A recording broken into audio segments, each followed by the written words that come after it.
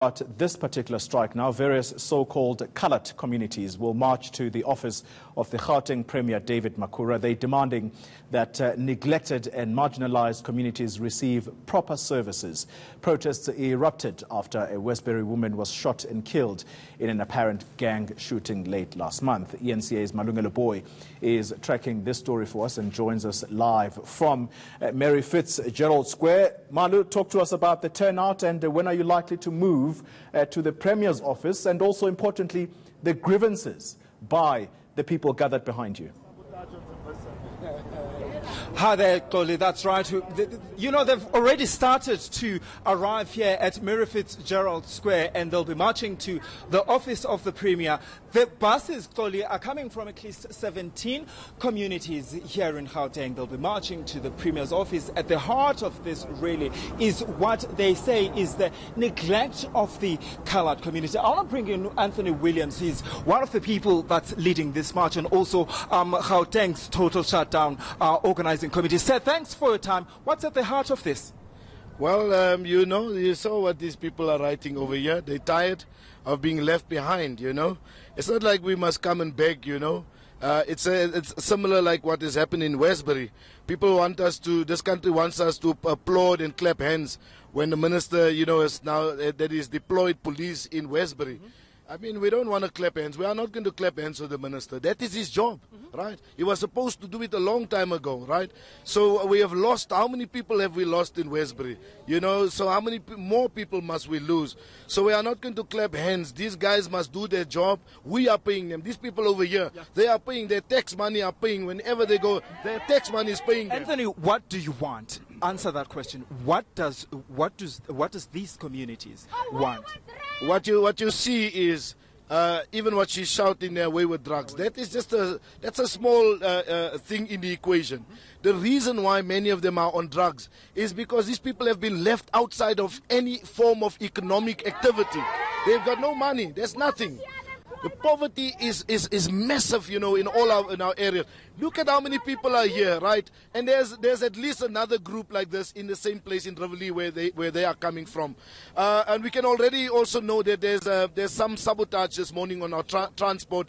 That's why the buses are even late this morning, and you see people are not here. But we want economic inclusiveness, and we are not going to beg for it. If they don't want to give us economic inclusiveness, we are going to punish them.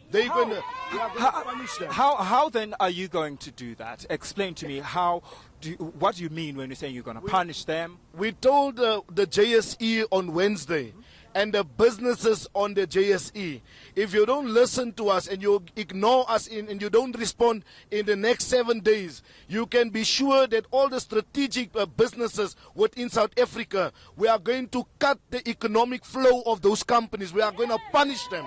They're going to feel what we feel. They're having fun this morning. As long as they're having fun and we are out, they are on the golf courses this morning and having fun, we are going to disturb their fun. They are not going to have fun anymore because we're not having fun. You are marching to the Premier's office. Yes. What do you want from him? Well, we want to first thank the Premier for being an absolute sport now. We had an engagement with the Premier late last night. So finally he's come to the party. So we want to thank the Premier for receiving the letter himself this morning. And also the Speaker of the Legislature will receive the letter of demand. These are not memorandums. Okay. These people have given these guys many memorandums. We are not doing memorandums. Today we are serving a letter of demand on the Premier. The Premier must respond. The Premier is on record to say that he has neglected. In fact, this word that is used, there is indisputable evidence that these people have been left behind. That's his own words. So we thank the Premier for making, making public, that he has neglected the people. Now he must respond. Are you still also wanting to see the President? Absolutely. You see this You see, this is a national competency. We thank the Premier for what he's doing, because we must respect our Premier. We must respect protocol. So we respect the Premier for being an absolute, for sending out his willingness to work with us. But we need to see the President. You see, when you talk about economic exclusion, it's not the competency of the Premier. That's only one section. Our people on the Cape Flats are dying every single day. Somebody needs to talk about it. We can't be sitting and negotiating only at the provincial level. We want to see President Cyril Ramaphosa.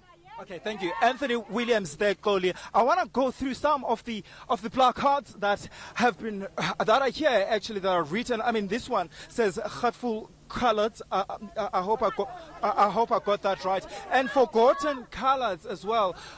This one is quite interesting. Not black enough, not white enough, proudly coloured. And so that's the sentiment, really, Xoli, that we're getting here. And of course, you've heard Anthony Williams saying that they still do want to meet with the President. Malungelo Booi down for us in Johannesburg, downtown Johannesburg. The rallying cry from the coloured communities.